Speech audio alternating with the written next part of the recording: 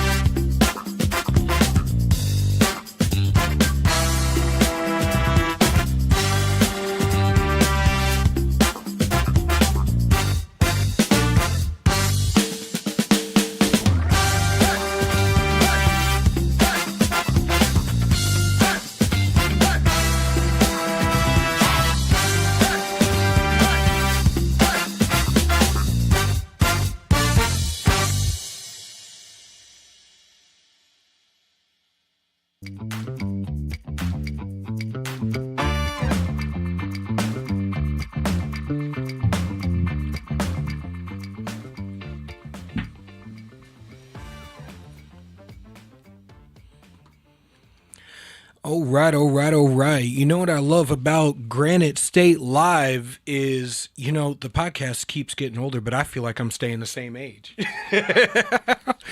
All right. In the seat tonight, we don't have Keith Hansen with us tonight, the unapologetic, contrarian conservative, but you do have me, the Blue Collar Intellectual, host of the Blue Collar Intellectual podcast. My name is Julian Acciard, and we're going to be digging in deep on Iran tonight, along with we're going to get into Iran. We're going to get into some Israel-U.S. strikes on Iranian nuclear facilities, the backlash, the social media crap, all the fun stuff, right?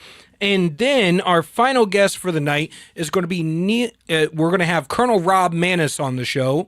We're also going to have Nils Gravilius. I know I just messed that up. We're going to have Neil Gravilius, Los Angeles-based private investigator and private detective who worked with the Pinkerton organization, is involved in clandestine operations, both as a contractor and in the service as a soldier, to discuss the assassination on the senator. So, you remember that story. I know it got covered up in the news because of all the stuff that's been going on nationally, or internationally, I should say, within the past week or so, at least since Thursday.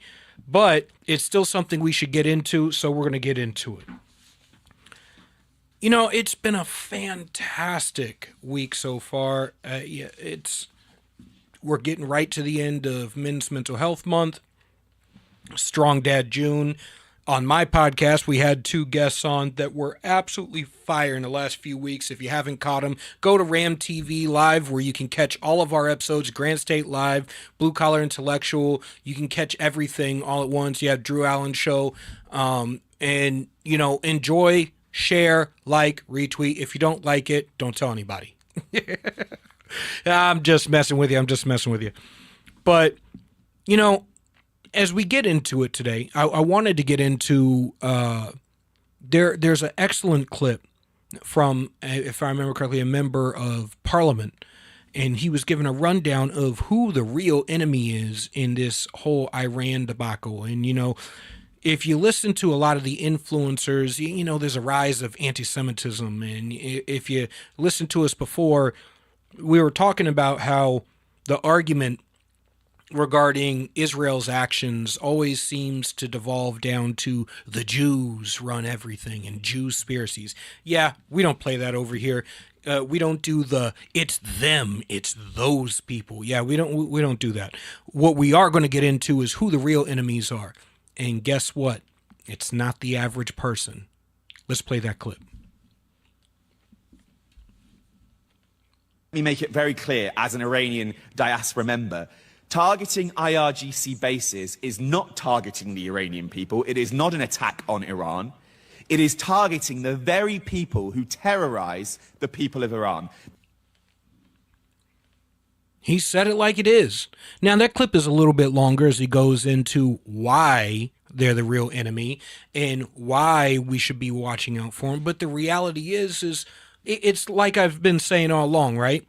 It doesn't, everybody's trying to describe, in reference to America, I always say, we're all trying to describe the color of the boot on our neck from our perspective. And my job isn't to convince you that your perspective is wrong, but to help you remove the boot from your neck, right? Well, it works worldwide. We're all victims of the decisions of those within our government make that don't necessarily align with the population. About 80% of the Iranian population are more moderate Muslims who want to live their daily lives in peace. They want economic prosperity. They want education. They want the same stuff that a lot of people want, right?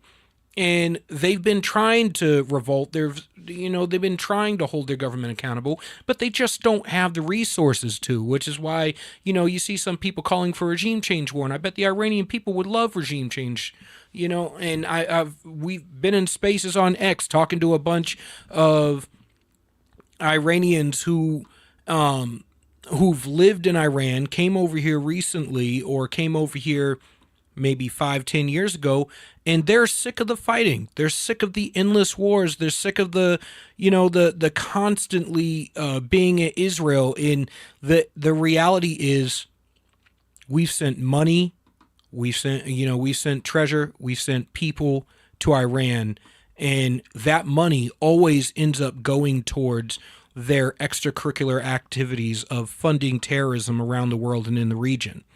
Now, I'm a big fan of challenging the foreign policy establishment within the United States. I don't believe that the Beltway's version of policy and thinking actually leads to what we really want it to lead to.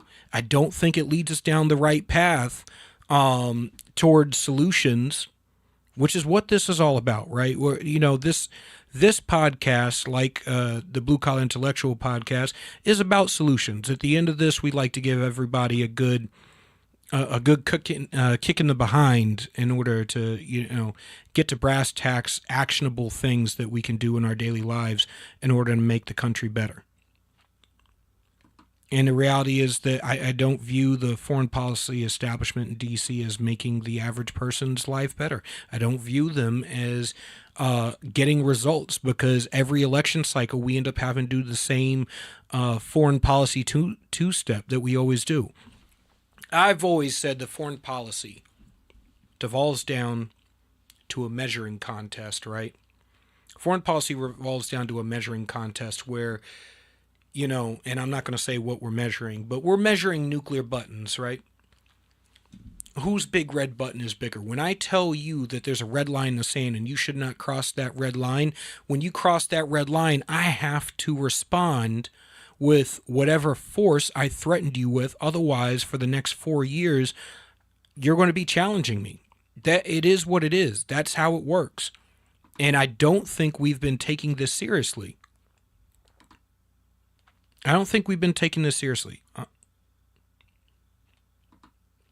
That's why.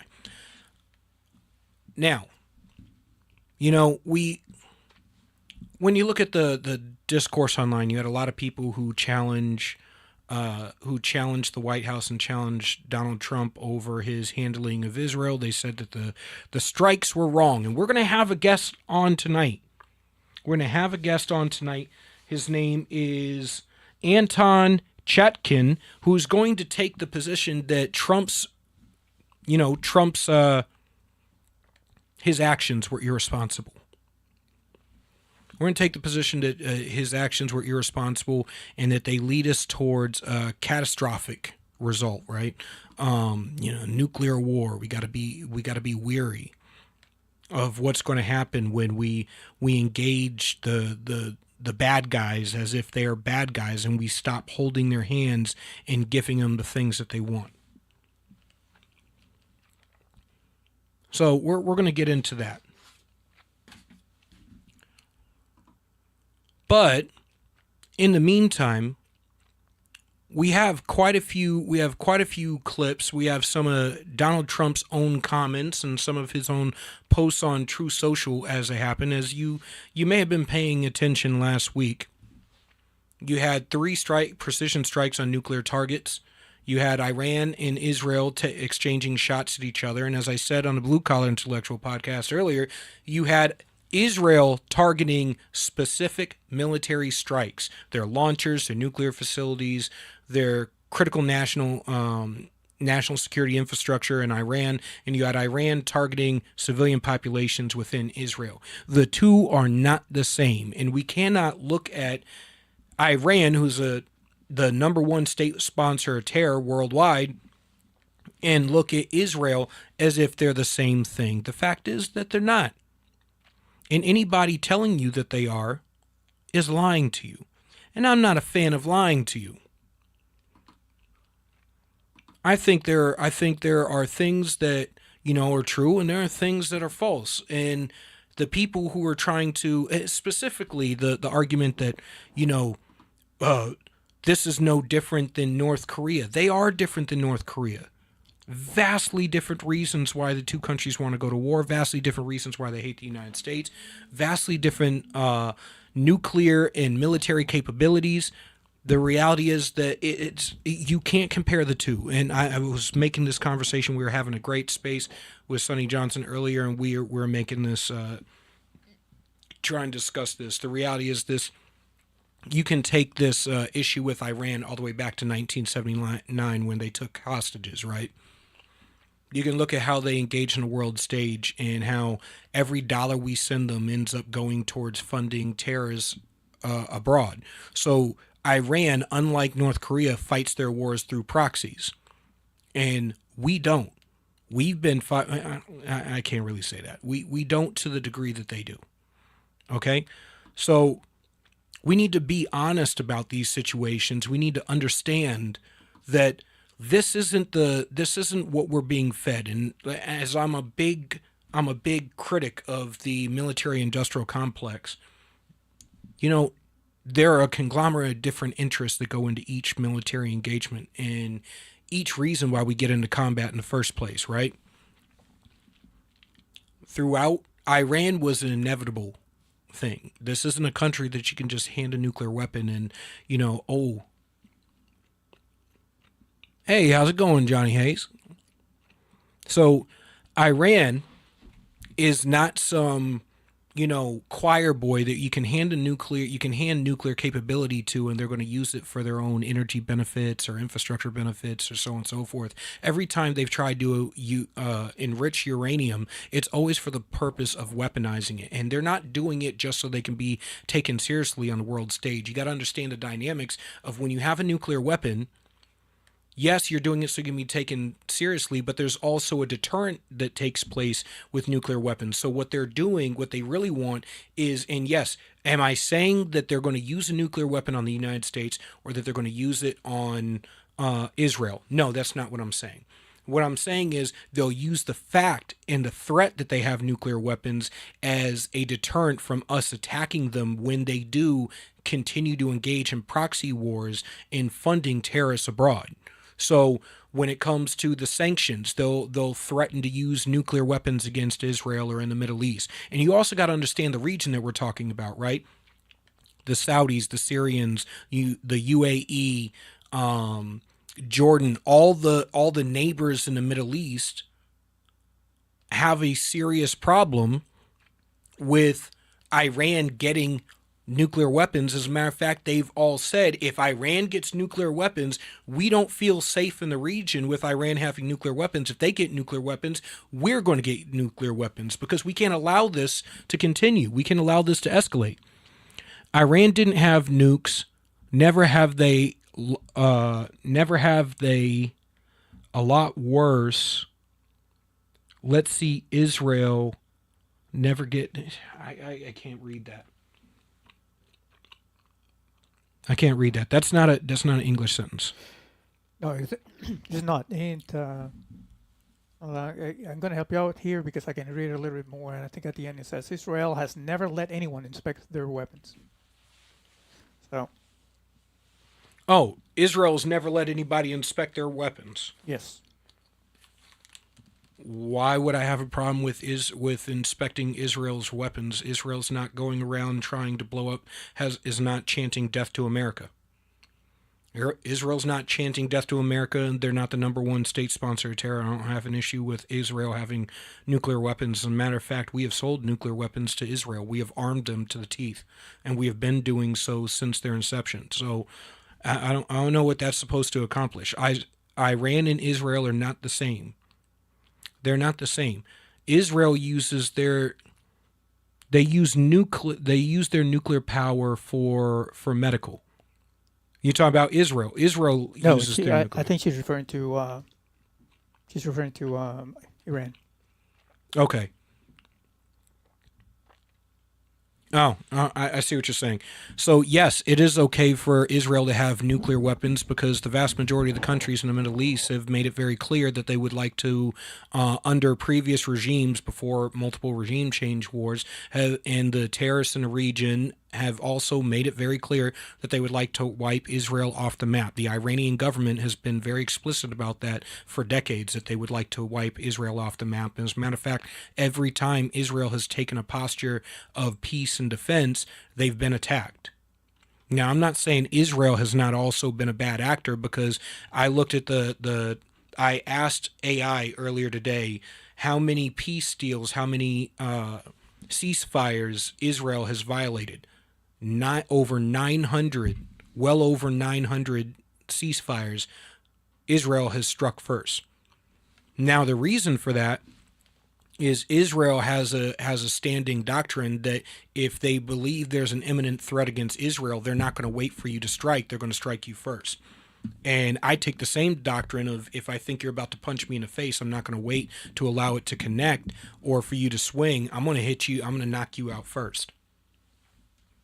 What was that last comment from Joanne McEachern?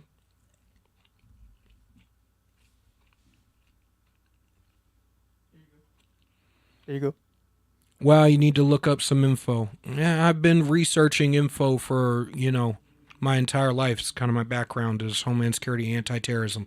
I'm sorry to tell you, but yeah, this is one of the rare occasions where, yeah, I'm okay with surgical strikes. Okay, that my contention is, one, I have an issue with regime change wars. Right, I don't want to be going into Iran and backing the change of a regime. If the people in Iran want to fight for a regime change within their own country, by all means, go ahead and fight. Take out the dictators and the people who are putting their boot on your neck. By all means. I'm not a huge fan of Bibi Netanyahu. I'm not a huge fan of nation building. I'm not a huge fan of constantly being involved in everybody else's bullshit. Honestly, I don't care about Israel. I don't care about Iran. I don't care about any country, not Russia, not Ukraine, not any country on the planet. All I care about are Americans and American citizens, and to the degree that we're protecting American interests. And if Iran hadn't constantly spent the last few decades chanting death to America, I wouldn't give a damn that they had nuclear weapons. I wouldn't give a damn if they wanted to proliferate uranium for medical purposes. I wouldn't care.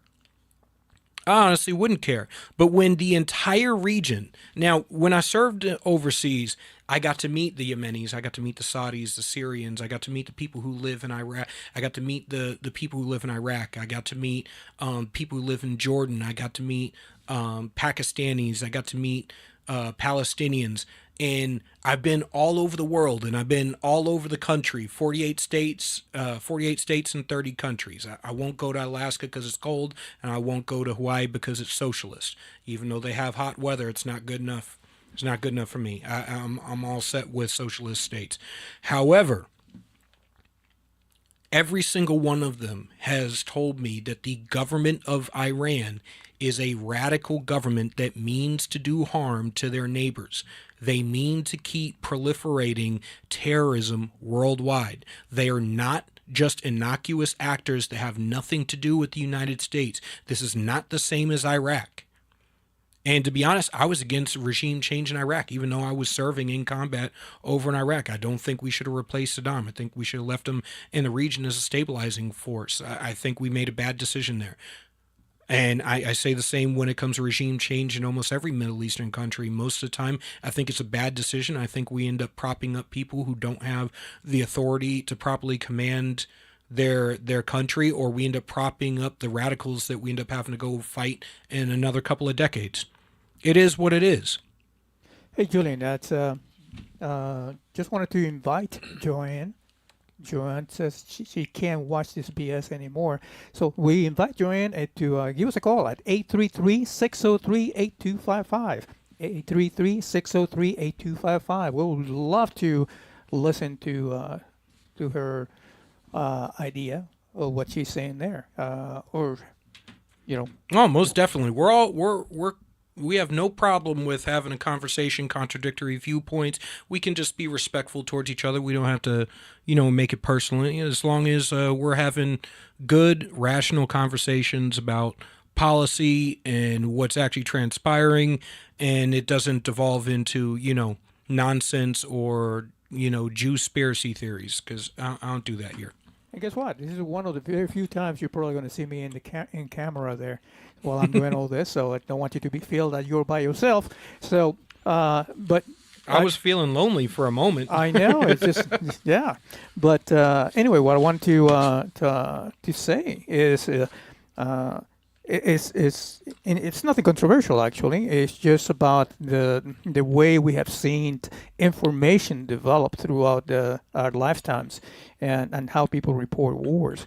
Obviously, I was born during the Vietnam War years, and so I don't remember anything. But after that, I remember how we went from Grenada, Panama, into the first Gulf War with embedded journalists. And then we went into Iraq, Afghanistan, and now you're seeing the war being, or this event being reported by citizens via social media, and which is a great thing. But at the same time, now that AI it's something that is developing very quickly. You can see that there's a lot of bad agencies out there, or bad elements in which they start putting out their AI stuff just to try to drive their narrative. And not only that, unfortunately, the people don't do research. They just see something and go, "Oh my God, it's true, and they keep repeating the same mantra, the same erroneous thing that they saw once or twice on social media. Yeah, unfortunately, the Iranian government was actually using their X page to use AI created images to show that they had successful attacks on infrastructure within Israel. And what they were actually showing was blown up parking lots and stuff from previous engagements that had nothing to do with Israel. Now, some rockets did actually land in Israel and did hit some targets, but they did target civilian populations, and they actually did target some actual, some population centers. They hit business buildings and stuff. They did take out a couple hospitals too. That is not the same as Israel hitting, critical military infrastructure. Now, I think to Trump's credit, we were absolutely certain that the U.S. was not going to be involved in this, and they kept it really, really hush-hush, and then all of a sudden 3 surgical strikes on nuclear sites. And, every election cycle you have this happen, right?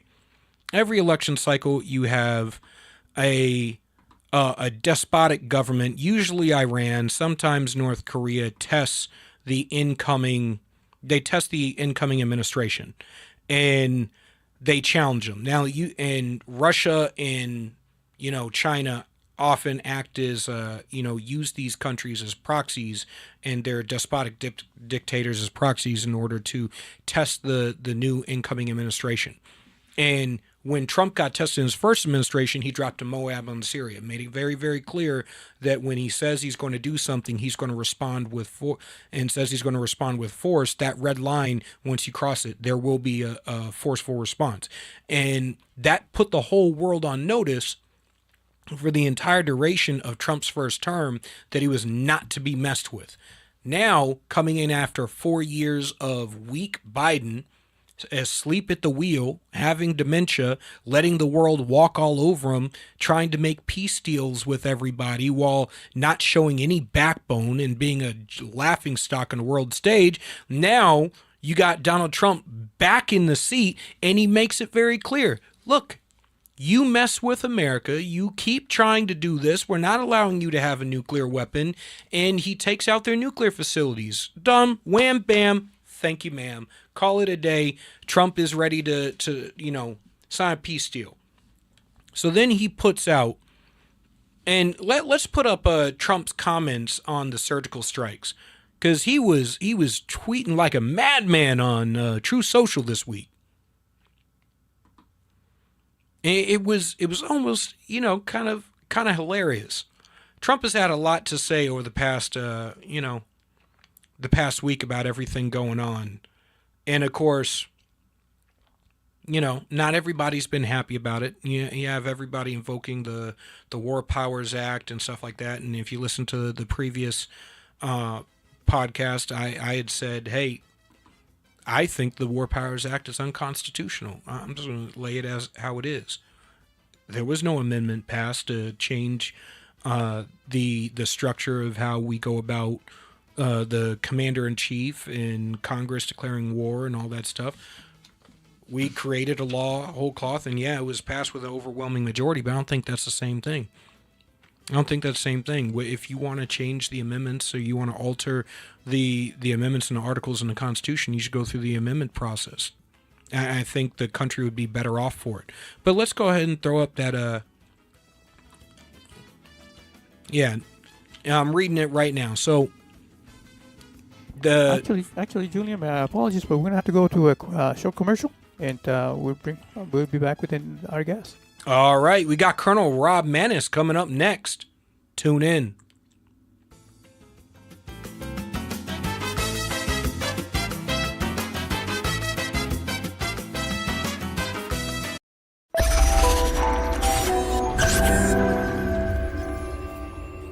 United We Stand, A Marine's Fight. Written by Julian Acciard. I wrote this book to decipher through the tumultuous political dialogue and political gangbanging we see on both sides of the aisle between politicians, activists, influencers, and pundits, and get down to brass tacks solutions in order to save our republic. Again, United We Stand, A Marine's Fight, written by Julian Acciard. You can purchase the book on Amazon, Kindle, and Barnes & Noble. Would you rather spend time with family and friends in the pool or at the barbecue rather than landscaping your yard? Well, Augusta Lawn Care is here to help you with all of your landscaping needs. Proudly serving Southern New Hampshire, we handle everything. Weekly mowing, spring and fall cleanups, bush trimming, mulch installs, lawn treatments, aeration, dethatching, and even snow plowing and salting when the dreaded winter hits. Call Augusta Lawn Care today and let your yard be the best looking yard on the block. Call 603-331-4768. Augusta Lawn Care, locally owned, professionally done. Call 603-331-4678 or visit us online at AugustaLawnCareServices.com/Londonderry. That's AugustaLawnCareServices.com/Londonderry.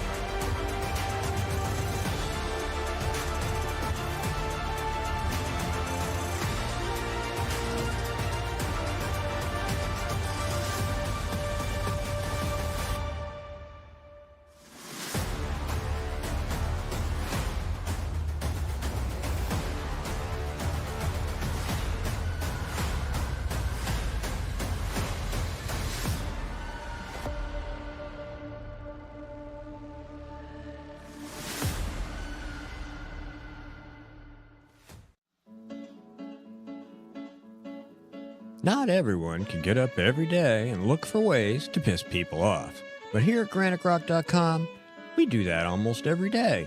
I can't tell you how many times someone's lost their SHIT and threatened to end us. But we're still here, pissing people off. It's almost like we enjoy it. And we've been doing it since 2006. That's almost 2 decades of news, politics, and opinion, and now podcasts, and we're just getting started. We believe in principles before parties and politicians. We defend free markets and individual liberty, and if that makes you mad, it makes us smile. We're like Grandma after she stopped caring what other people thought.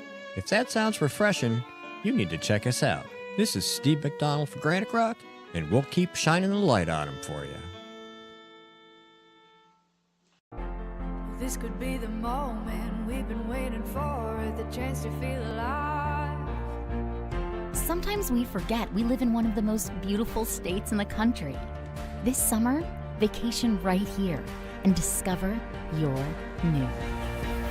This is where it all begins.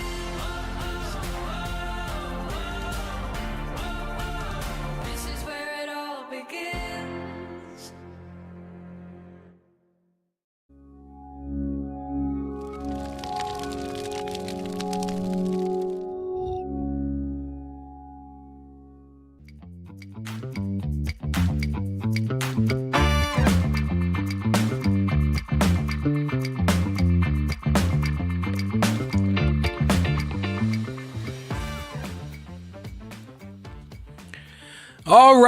All right. Welcome back to Granite State Live, Blue Collar Intellectual. I'm in the seat hosting. Keith Hansen couldn't be here with us this week, so I'm in the captain's chair. We have on live today, our next guest is a friend of mine, retired Colonel Rob Maness, enlisted in the Air Force in 1978, graduated from Navy Explosive Ordnance and Disposal School in 1980. He led numerous combat flying operations, was at the Pentagon during the September 11th attack. Pentagon Joint Staff and Nuclear Operations, commanded a B-1 bomber combat squadron, is a vice commander of the Air Force's. He was a vice commander of the Air Force's only airborne intelligence wing, executive for an energy corporation, Fortune 500 utility company, U.S. Senate candidate in Louisiana back in 2022 cycle as America First. He's also owns and operates Liberty Group LLC, the digital media publishing company for Rob Maness the Rob Maness Show, robmaness.com, social media channels, streaming show for his Rob Maness Show on Worldview Tube Network. He is the chairman of the Gator PAC and Veterans Leadership Fund. And that supports constitutional conservative and veteran candidates for public office. He endorsed the president and was on the Veterans Military Families Coalition for Trump, Veterans for Trump Vice President for Mississippi Conservative Coalition, Mississippi Veterans Coalition Director for Convention of States. He graduated from Harvard University's Kennedy School, the Air Command and Staff College, and U.S. College for Naval Warfare. But his greatest accomplishment, remember we're in Strong Dad June, is being a loving husband to his wife Candy, dad of 5 sons and a daughter, and the papa to 5 grandchildren. God damn. Nice to see you again, brother. It's been a long time. Good to see you, Julian. How are you, man? It's been a long time. Last time we saw each other in person was on stage at Faith and Freedom in Allen, Texas. Yeah. That was absolutely. A long time ago. God, time flies. Yeah, it does. It does. So I want to thank you for coming on today. I can't wait to get into all the recent news. And, let's look at this from a logistical perspective, right? Because you commanded a B-1 bomber attack combat squadron.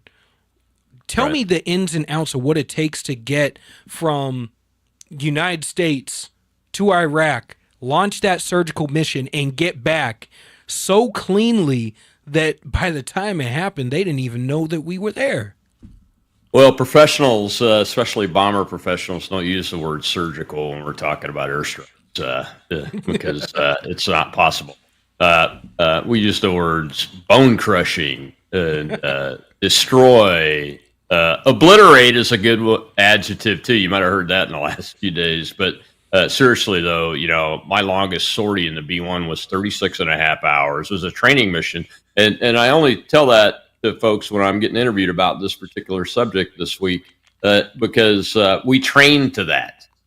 That's what American bomber crews train to, is to be able to fly around the world, hit a target deep in enemy territory. That's a high value target, which means the enemy is defended it the most heavily, and then off target, get out of the country and back home so we can land, turn the jet, and let the next set of crews be ready to fly more combat missions against that enemy. That's what I just described was a training mission of 36 and a half hours, but it's exactly like the combat mission, the B-2 crew. Now with the B-2, we have to give hats off to the air crews, obviously. Training for that type of mission is totally different than being a fighter pilot or a fighter backseater. We have to do all kinds of actual science in that business where you study what you can eat to keep your outputs as low as possible on a 37-hour mission, but also to be able to keep your energy up without using things like manufactured sugars and those kind of things. So we bring in all kinds of experts to talk to these crews about nutrition, about maintaining energy levels, about how to shift your circadian rhythm, what to do during the flight. We've perfected a system of how to figure out when to take naps during the flight, because there are short periods of time when you can take naps, how long the naps should be, and those kind of things. And all of that type of study goes into that. And then you have the tactical piece of it. How do you defeat the enemy's integrated air defense system? And this particular one in Iran is the Russian integrated air defense systems. The Iranians had the top of the line in some of their missile sites. So the best the Russians have to offer. The Russians train them, so they're well trained. But honestly, the last time they fired one of those missiles, they shot down an airliner taking off out of the commercial airport in Tehran a few years ago.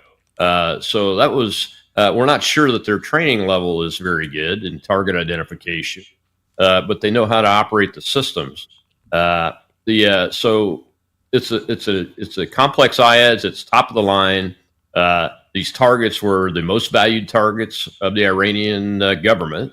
So they're the most heavily defended and protected. They're hardened and deeply buried. The Fordow facility is under at least 290 feet of layered granite and rock and aggregate, but not pure granite. That's significant because the GBU-57 bomb, the massive ordnance penetrator, the device they carried, and we put 12 of those into Fordow, by the way, 12 GBU-57, so they're 30,000 pounds each. Yeah, exactly. You're a Marine. You understand what that means, right? Yeah. Wow. Exactly. When I saw the post-strike satellite photos, that's what I said was, wow, because I've never dropped one of those, and we've only seen them in training and testing. So this was my first look at a combat 40 drop of that many, and I've only seen like one at a time. So this was the first time I'd seen post-strike photos of a mountainous, hardened, deeply buried target that had been struck by so many of these things. So we have to figure that out too. And the testing data shows, and this is all open source, I'm not revealing anything classified. The testing data shows that the GB57 in solid granite can only penetrate 10 to 40 feet deep. So I knew when I was getting interviewed Saturday night, I think it was, I knew that there was definitely the cartoon Fox News Network scheme of one and done, one B-2 bomber and 2 bombs was not going to be what was needed. It was going to have to be an air campaign style package with follow-up targets planned, and it was going to take at least 14 of these weapons to hit the target and destroy it, or to have the best possibility of destroying it. So these and the maintenance troops. Look, the B-2 fleet is 19 jets, man. Anybody that knows anything about aviation, whether it's military or civilian, knows that a 19 aircraft fleet is tiny, tiny. We got 7 platforms, fully combat mission capable, over a target, the most heavily defended target, deep in enemy territory. I mean, you can't get any deeper into Iran than this without being detected. Drop these highly complex weapons that have never been dropped in combat before. They all hit their targets. They all functioned correctly, according to the data that Secretary Hegseth and General Kane have confirmed. And they put 12 into that target and then 2 into the other deeply buried target that we had, and then followed up at Isfahan, which is the third facility they hit, with T-LAMs, which are cruise missiles fired off of submarines. And those were fired 2 hours or so before the bombers ever entered to Iranian airspace. So we pulled all that off undetected. They struck the target undetected. They left the target area in the country undetected. Usually, you've probably seen airstrikes before. Usually, if our aircraft are not detected before they hit the target, they hit the target, then all hell breaks loose with the unradar guided artillery rounds, right? Anti-aircraft artillery. That didn't even happen. That tells you how effective this air operation was. But we owe the maintenance troops, the pilots of the B-2s, and the intel folks and strike planners that put that together and then executed it flawlessly. I mean, we didn't even have a maintenance problem. Nobody got hurt. They didn't even have scratch a finger that I know of, which is amazing. To fly all the way halfway around the world and back into the world's probably most defended for that part of the world targets, and then get out, come home, and everybody gets to go to sleep at night. But the maintenance crews, they worked a miracle getting 7 jets over that target. That's an absolute miracle. They're amazing people. The intel planners, the B-2 stealth technology has to be precisely planned by the intel planners because it uses special techniques and procedures because of its radar evading characteristics and these integrated air defense systems that are highly complex and all use highly specialized and effective radars detect and track and fire on air targets coming in. So that was amazing. I mean, it's just incredible. And I haven't even talked about the deception operation. Man, I've done combat sorties from home before, and significant ones with more than one aircraft in a strike package like this, taking off from home, going to the target area, coming home, and been responsible for the deception operation. This deception operation to achieve this tactical surprise, like we did, it's the best one that's ever been executed, I think. Other than maybe the Trojan horse deception operation. I mean, it's incredible. I think they were that's able to achieve that.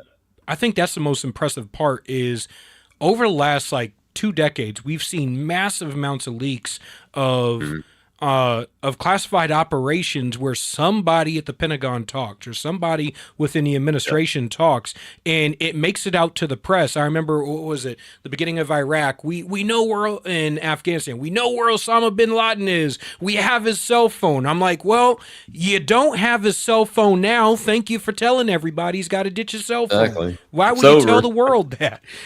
And exactly. Then all of a sudden we get new leadership, and by God, Pete Hegseth, an actual war fighter in the Department of Defense, we managed to have OPSEC. Go figure. Yeah, all the way up to and including the commander in chief, which is very rare. And I think the key to this, my best guess on it, haven't done it before, is probably it was so successful to keep it a secret because they chose the right people not to tell. Mm-hmm. They chose the right people not to tell. Just think about that. And the ones that are whining so much. Well, it's not just Democrats because Republicans have done this too. The politicians. They tell their favorite staffer. Favorite staffer's got a buddy. At such and such an outlet, and there you go. Or they So- tell their wives, and as I don't know how Yeah. many people have seen the chart of politicians whose wives work at organizations, lobbyist groups, or in the media, and that in and of itself is you're basically feeding stuff to the media. Hey, I only told my wife, she's cleared to hear about it. Yeah, but your wife can't keep her mouth shut, so she told everybody in her sewing group, and then Exactly. they went live on CNN and MSNBC. But so what do you think about the politics and the backlash surrounding this? Because you have the Democrats invoking the War Powers Act, which I was just making the argument that the War Powers Act was not passed via amendment. Therefore, I think it's unconstitutional. A lot of people, I think every president has done two things with the War Powers Act. They've said it was unconstitutional, and they've followed it. This president so far has followed the War Powers Act. There's no notification requirement in advance. There isn't one. War Powers Act requires a notification within a certain amount of days of taking military action like this. So, they're following it. That's why, Thomas Massey, I'm a big supporter of his, but in this one rare case, I think he's wrong. He's saying it's unconstitutional what the president did, but the Congress that he's part of passed the War Powers Act, and he hasn't violated it that I can tell so far. Number one. Number two, they tried to repeal it in Congresses that Massey's been in and failed. So they had their chance a couple of times to stop the War Powers Act. But even without the War Powers Act, the Commander-in-Chief of the United States has a responsibility to prevent an existential threat from harming Americans, especially here at home. And I have to make an assumption. My two questions that I said the president needed to have answered before he did this was, why does America have to do it? Yep. Why does it have to be Americans? Because of the way the situation was. And then why now? What's the threat to America? Not to our troops over there, but to us here in the United States. Is there a big enough threat? In my mind, it should be an existential threat, because you're basically becoming an offensive combatant. You've already done defensive work, because you have to defend your own troops that are in the area, most of which shouldn't even be there, by the way, in my opinion. But you have to defend them there, so you might as well help defend your ally from missile attacks while you're at it. I'm okay with that, considering the circumstances.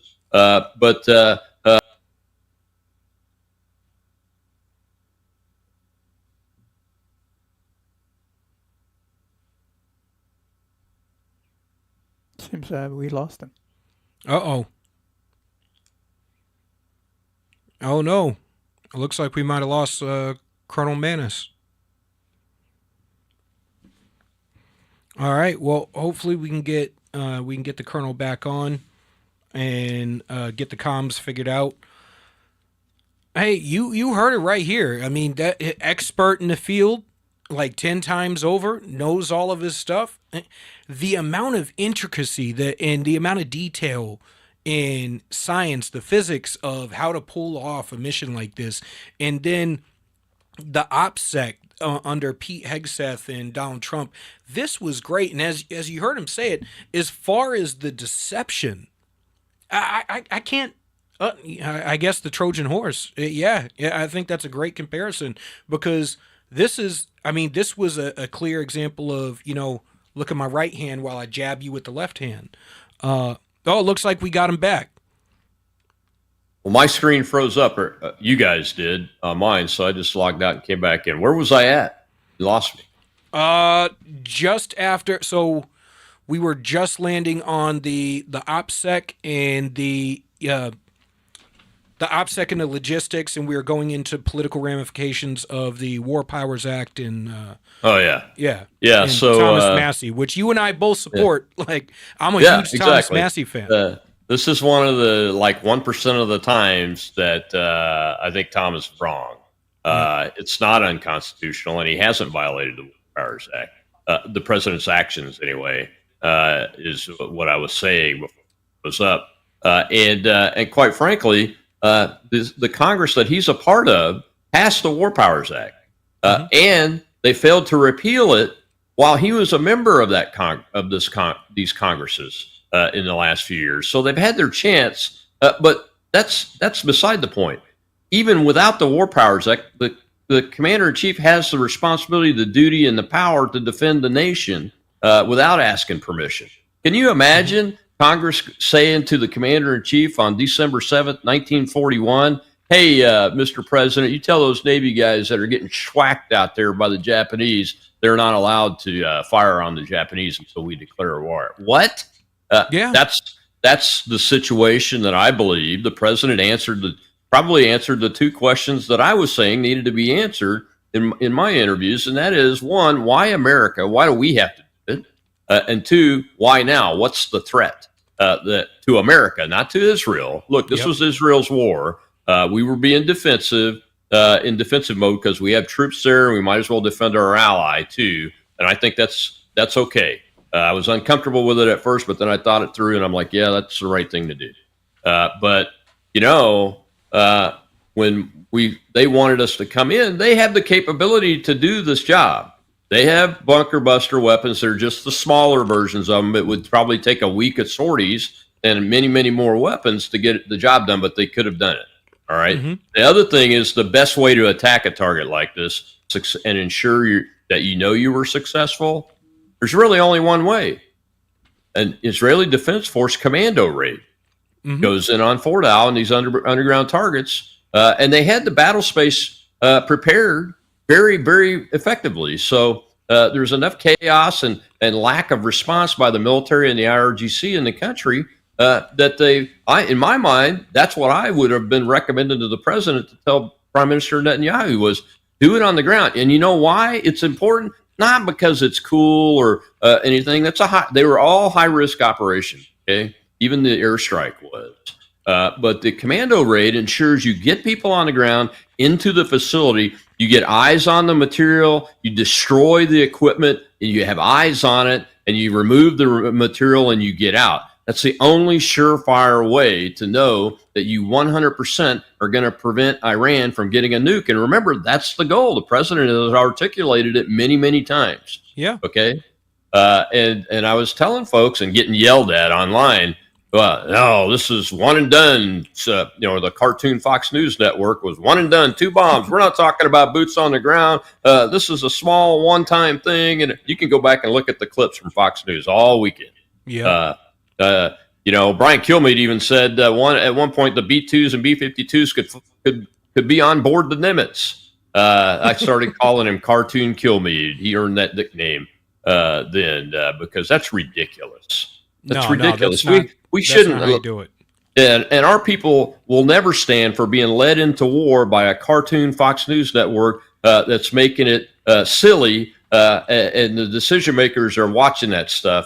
No, we're not going to stand for that. We're going to speak up and say that, wait a minute, have you thought about this? Especially those of us that have survived combat and are educated and experienced at great levels in this type of activity, in this profession and everything. It's our responsibility to ask the questions publicly that we hope President Trump is asking in private because he has access to the classified. We do not. So those two questions, I'm giving him the benefit of the doubt. He got those answered. Unfortunately, the IDF raid plan, there was one, was leaked by our intelligence agencies, is what I was told, and it showed up in the New York Times. So that defeated the idea that I was talking about doing that. And more than likely, the president had the right classified information to answer those two questions, and he made the decision. But what happens when that happens, though? Two things happen. The wheel of war turns. And when that happens, Julian, it doesn't matter what the commander's intent is. When the wheel of war turns based on a decision or an action, the next sequel starts, and you don't know what the unintended consequences or the second and third order of consequences are going to be until you face it. And here's what happened. And this is why President Trump dropped an F-bomb on television this morning to a reporter out of frustration. The wheel turned when the president decided, all right, I'm going to help him. Well, even though his commander's intent is not to enter the war, it's just to attack the nuclear facilities. As a matter of fact, one of the team even said, we're not at war with Iran. We're at war with their nuclear capability. We are not interested in regime change. we're not interested in being this war. That's our only activity. That's great. That's the commander's intent I would expect, because I voted for this guy for that type of policy. But peace through strength. I mean, that's but the wheel, exactly. But the wheel turned when he did that, and he became the commander in chief of an allied force, because now the Israelis are a protectorate of the United States. Yep. That's what happened. That I don't know that he realized that. And Benjamin Netanyahu, when he launched those fighters to respond to the violation of the ceasefire 7 minutes after it went into effect, the Iranians violated the ceasefire. Nobody knows the intent, but they did. But when Netanyahu was going to launch on him, just like he was the commander in chief of his own armed forces, but he's not anymore. And the commander in chief now is Donald Trump, and he had asked him, "Don't do that." Yeah. And he did it anyway. That's why Donald Trump was frustrated, I believe, this morning, to the point where he said they don't know what the fuck they're doing because they've been at it so long. And I'm sure he's right on that. But that's what happened. So now we are, whether we want to be in it and the commander's intent is or not, at that point, he's the commander in chief of the allied force. And Benjamin Netanyahu needs to recognize that and follow orders of the commander in chief, and he didn't. So he got upset. But in the meantime, the president is making a ceasefire deal, and and the Iranians are firing back at us and saying, "Hey, I'm getting the music." So it looks like we're at the I'm getting the music. So it looks like we're at the end of the segment. Colonel Rob Maness, I want to thank you for coming on, brother. I have very, very much appreciate it. You heard it here, folks, from an expert on the topic. All right, go check out the Rob Maness show. Go look up his work, see the stuff he's working on, support his work, tune into the Rob Maness show. You know, I tune into you all the time, brother. I watch your stuff all the time. Thank you for coming on. Yeah. We have our next segment. We have Anton Chatkin. Yeah, Anton Chatkin. I know I'm butchering that last name, to give us the contrary perspective on the next segment. Tune in.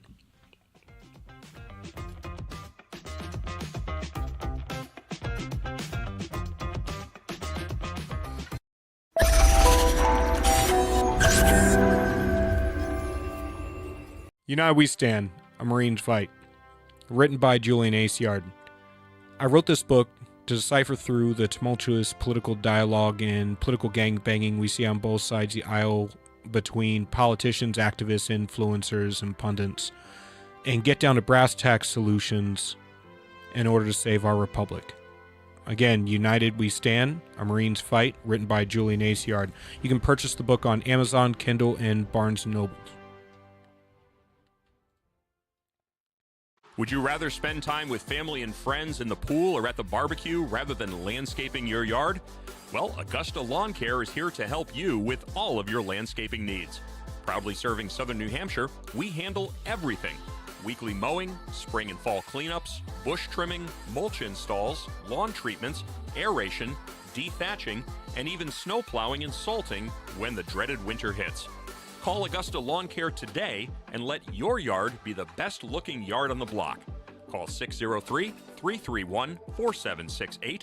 Augusta Lawn Care, locally owned, professionally done. Call 603-331-4678 or visit us online at AugustaLawnCareServices.com/Londonderry. That's AugustaLawnCareServices.com/Londonderry.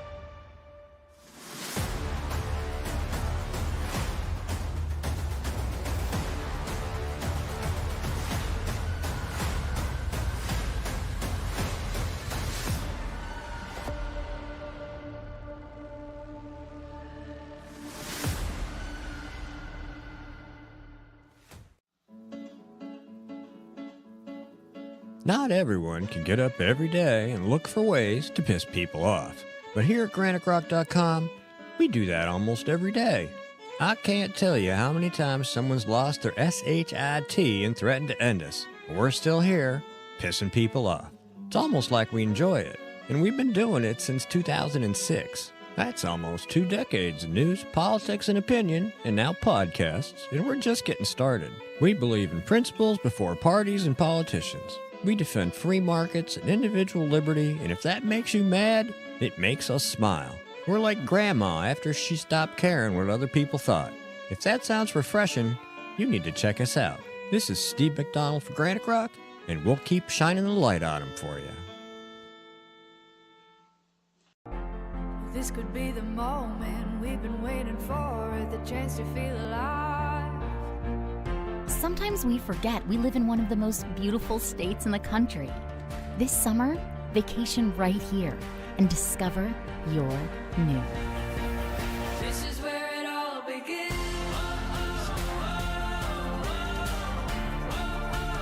This is where it all begins.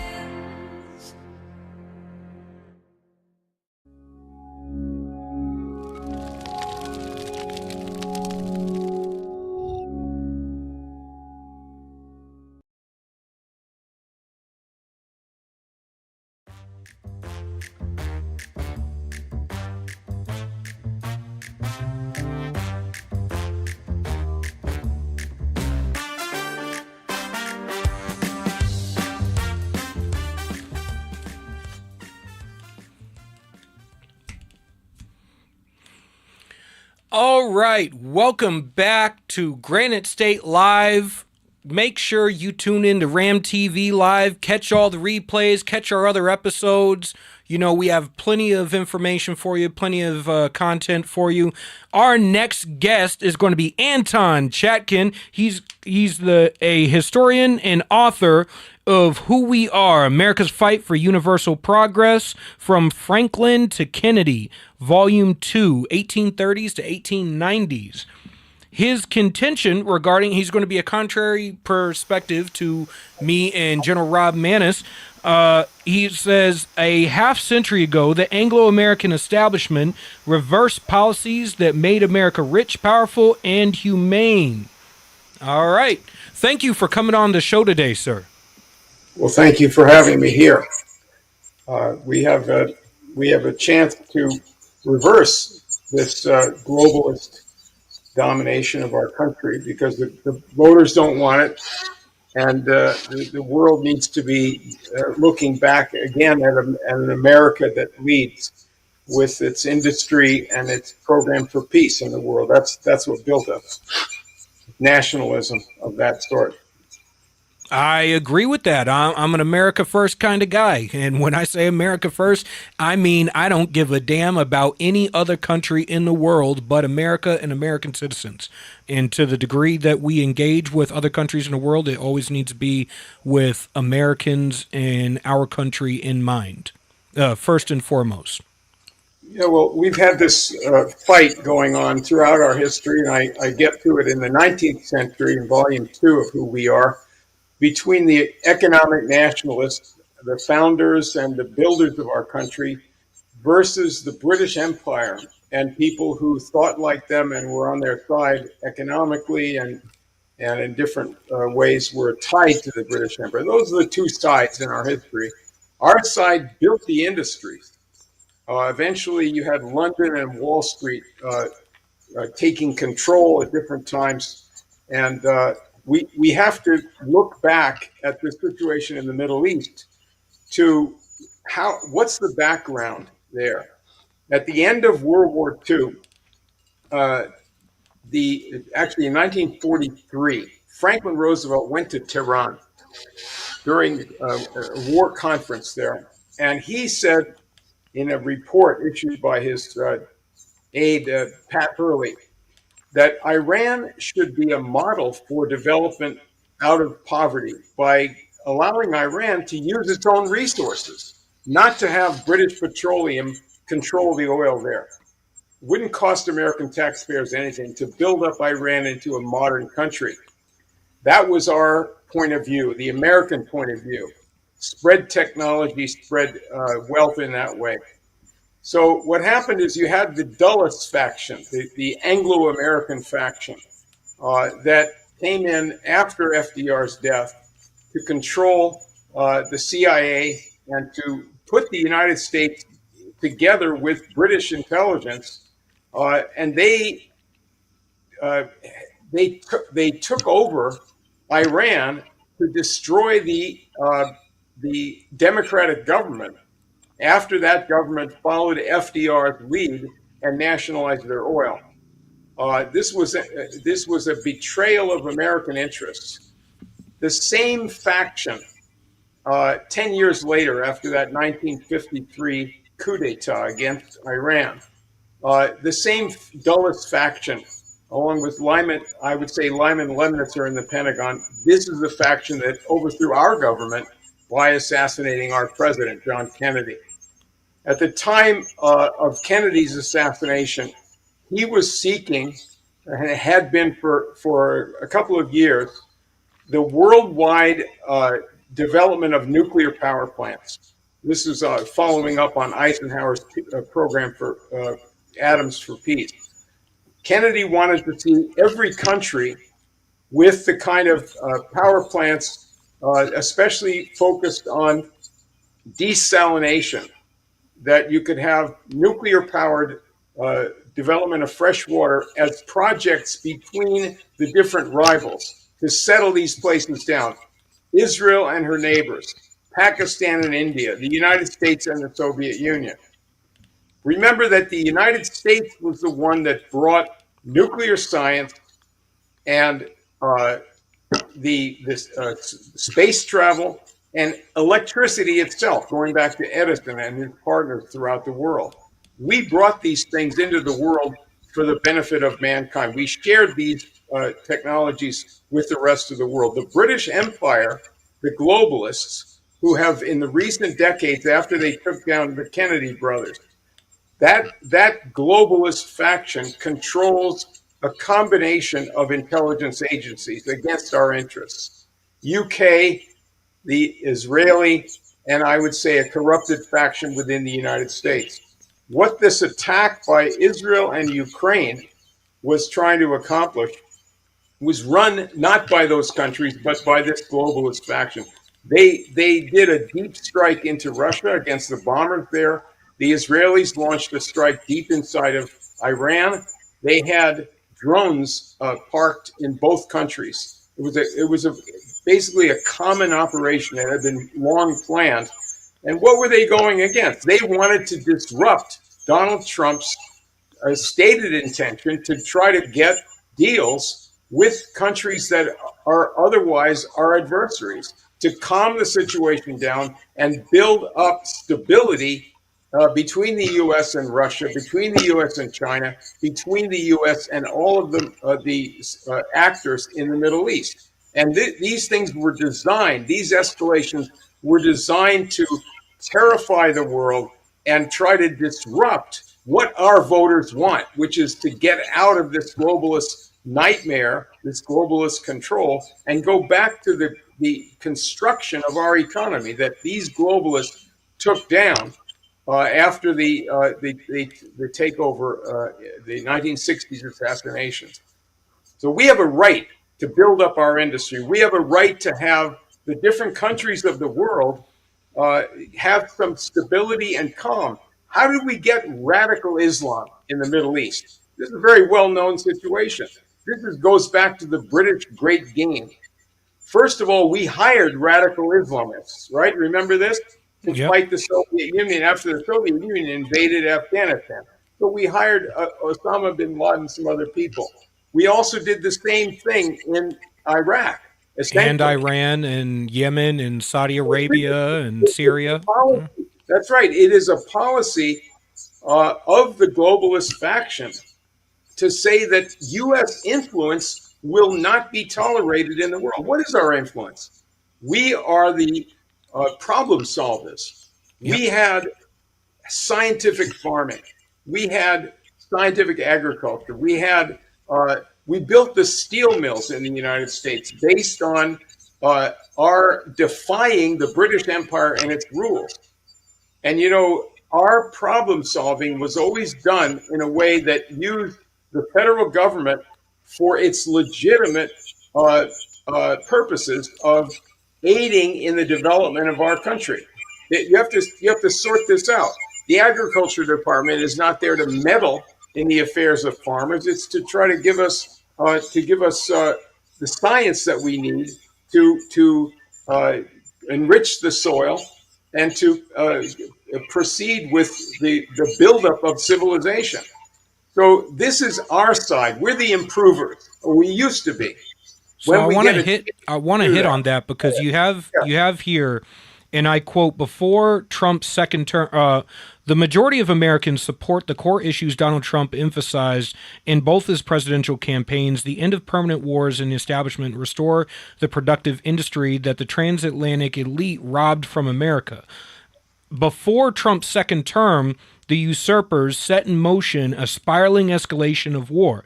They lit a fire they hoped the next president couldn't extinguish to force his hand so that wherever or whatever his own real intentions may be, their quote-unquote globalism and forever wars would not be reversed. I 100% agree with that position. And I think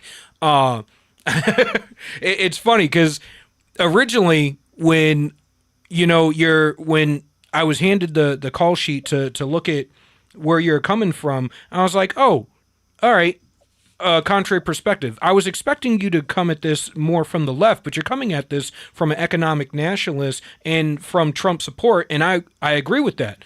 As a matter of fact, I'm a big supporter of Thomas Massey. I'm a big supporter of the Abraham Accords and using economic interest to avoid war wherever possible. So, where do you think we went wrong with U.S. involvement in the Iran-Israel conflict as far as the strikes on nuclear facilities in the current presidency, and what backlash it may have?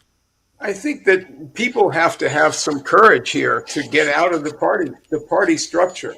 To get out of looking at this as so-called liberals versus so-called conservatives or Republicans and Democrats. I agree. The party leadership in both parties under globalism supports the kind of permanent war situation that is debilitating to our country.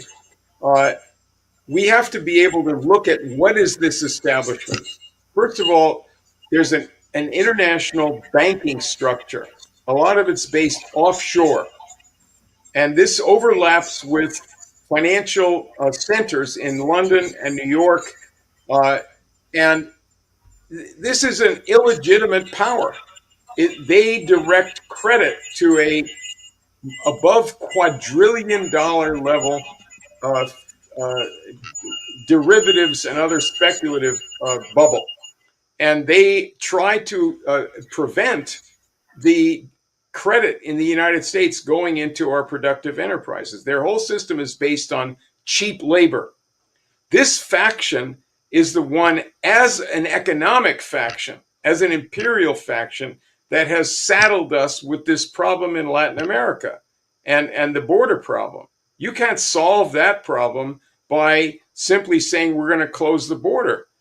What about all these millions of people that are being pushed towards our border?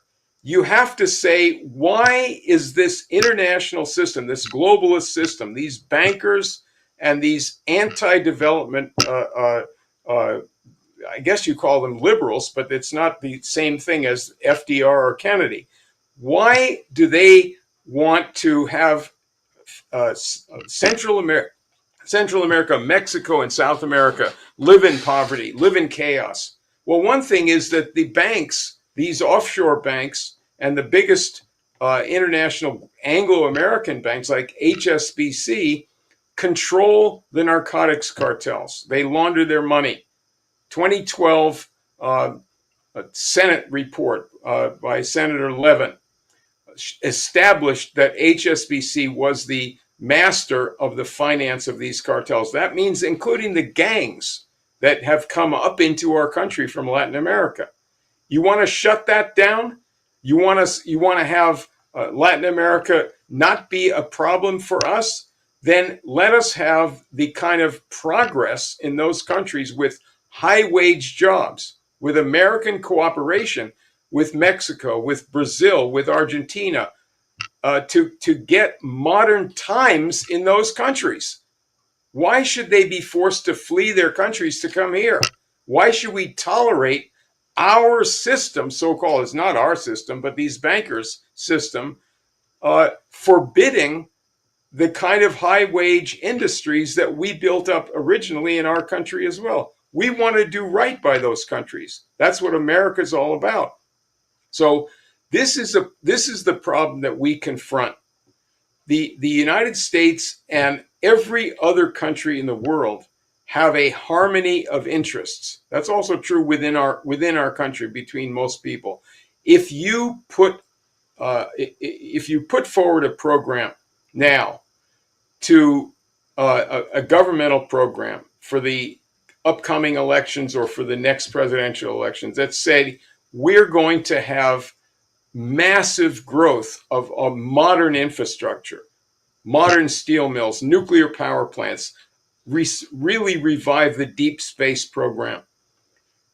We're going to have an infrastructure bank, a federal infrastructure bank to invest in these kinds of projects.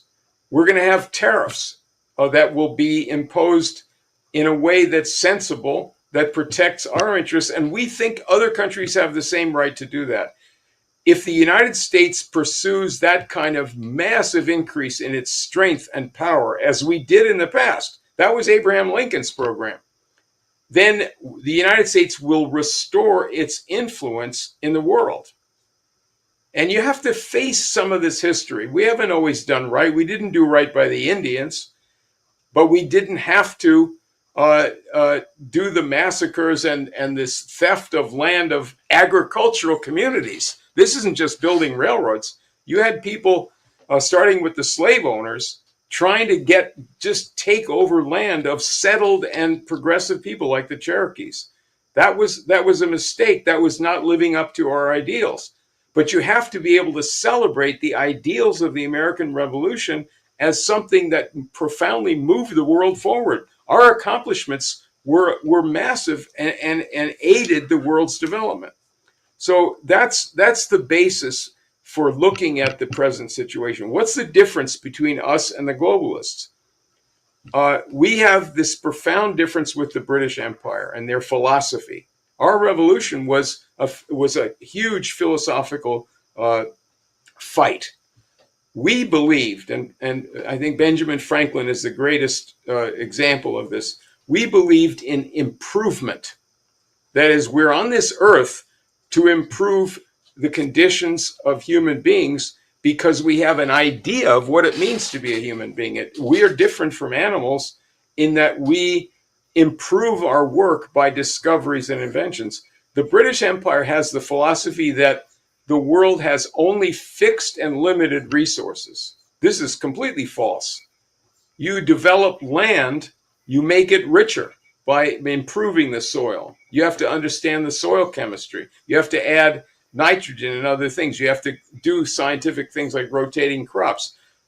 Coal and oil and of course uranium were not resources until we developed the science and the skills to use these things. They've always been here, right? So there are infinite resources. You can't use the same thing forever. You're going to run out of. You can't just chop trees down for fuel forever. You've got to go on to a higher level, to more intense energy. But don't tell me that we are like some beasts that will use up resources and then go extinct. That's not true. When we want to have a thriving human race, human population, and a thriving America both, we have to look to an increase of the population and an increase in the use of energy, intense energy. We can't do that with windmills. And the people, look at Africa. the 500 million people in Africa do not have electricity.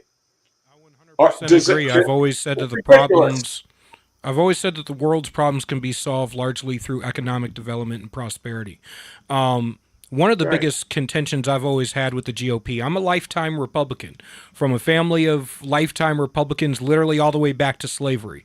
I'm a Frederick Douglass Republican, so I believe in holding both sides of the aisle accountable as Frederick Douglass did. And one of the things I've always had a contention with is this idea where the right, who is supposed to believe in limited government, and we're supposed to believe in growth, not just economically, but growth for the average individual, growth culturally, growth at a political level as well. And I normally criticize from the political perspective of why are we always talking about skimming the margins electorally in order to win an election rather than having a growth mindset of going after different demographics in order who might align with us economically.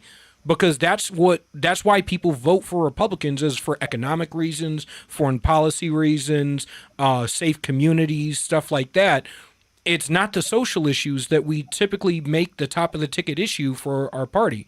And when we look at economically, I'm looking at the immigration issue, as you brought up. I see a lot of the arguments for this unfettered low-wage immigration almost intellectually akin to slavery. Like, you're telling me we need a permanent underclass of people imported into the United States at low-wage labor because Americans don't want to do the jobs? What happened to the cost of living? Why did it skyrocket? Government intervention in industry to create monopolies and cartels in the first place. But we have to have the courage of our philosophy and our religion.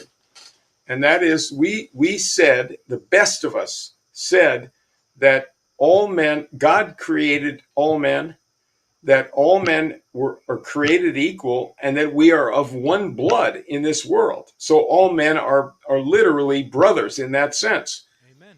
So look at Frederick Douglass as a good example of this. First of all, he's a protectionist.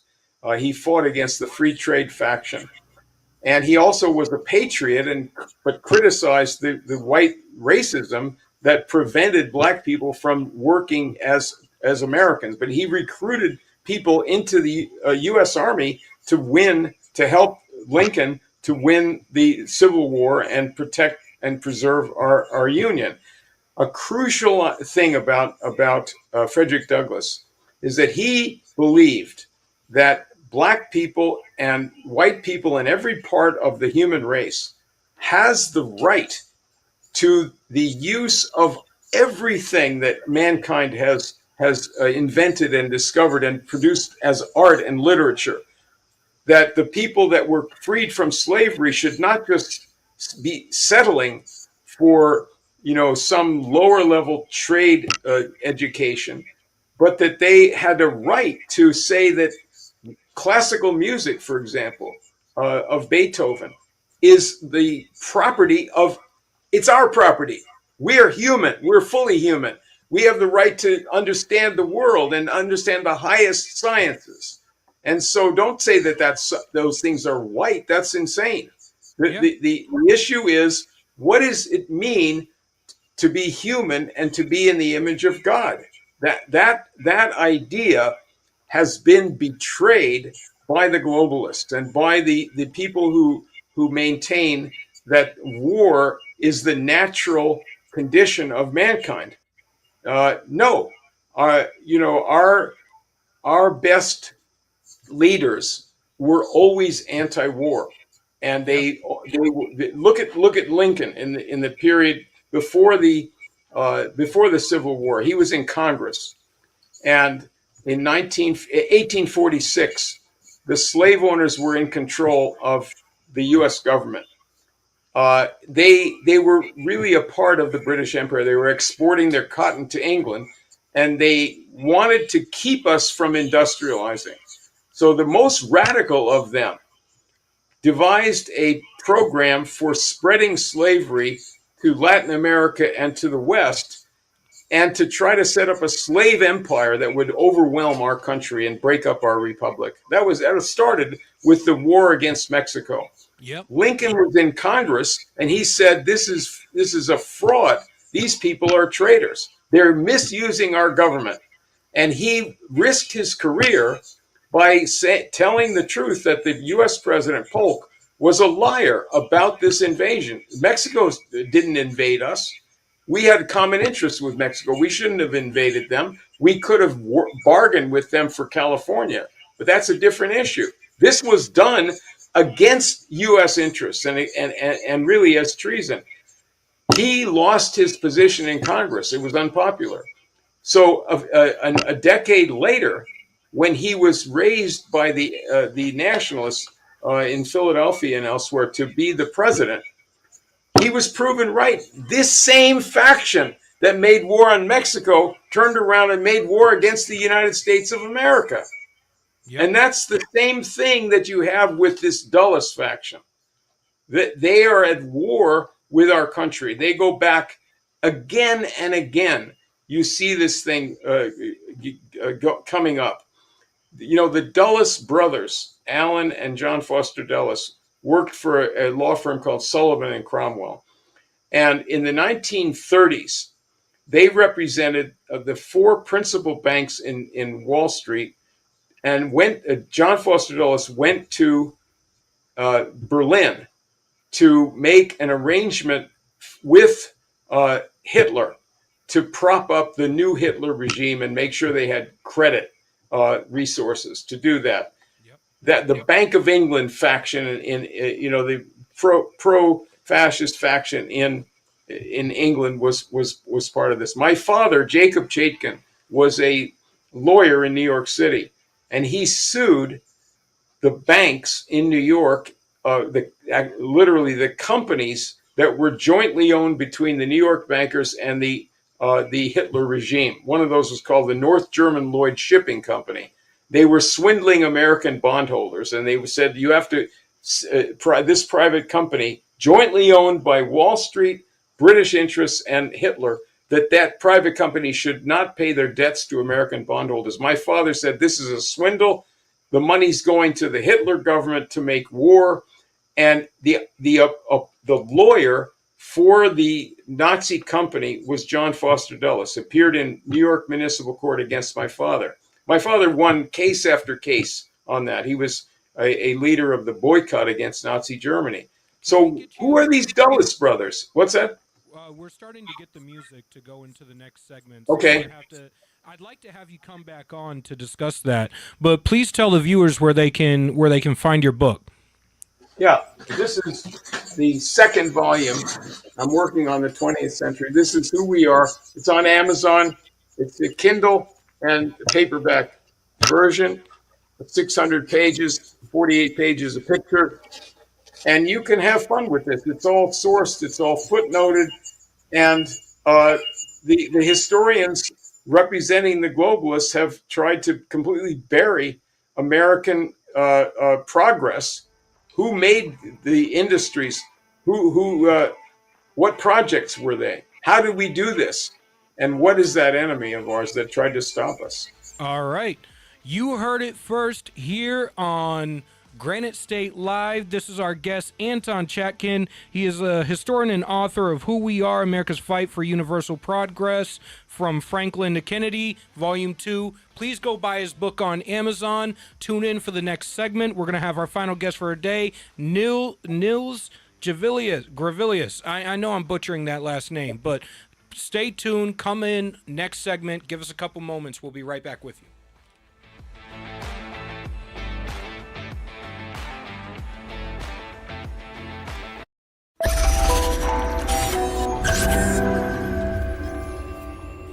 United We Stand, A Marine's Fight, written by Julian Acciard.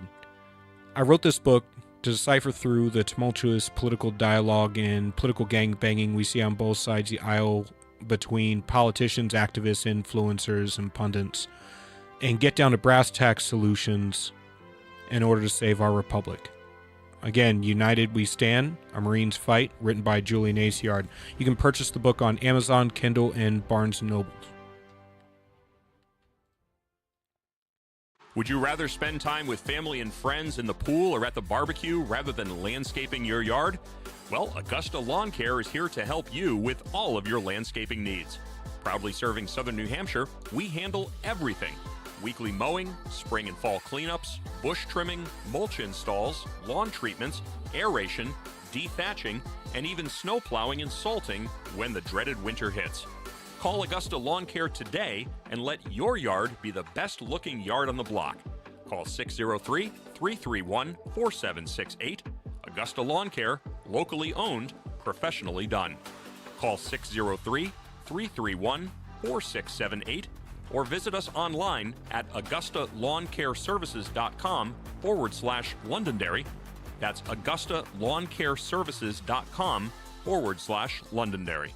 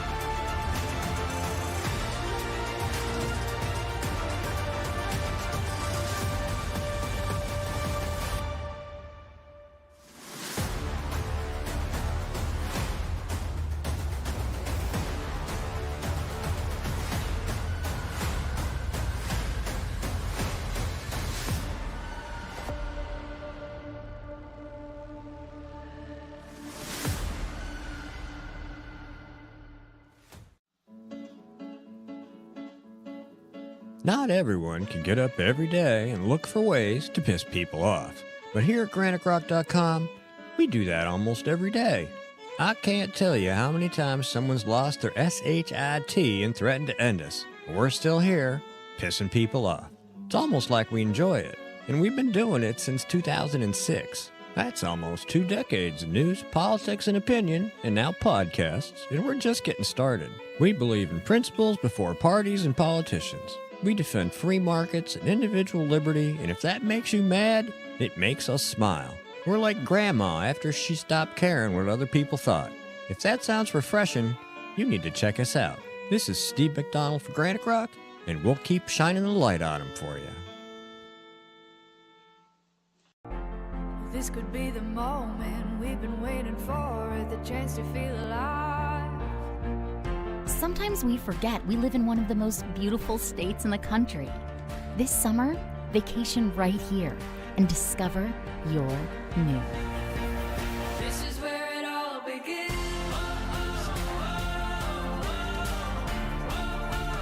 This is where it all begins.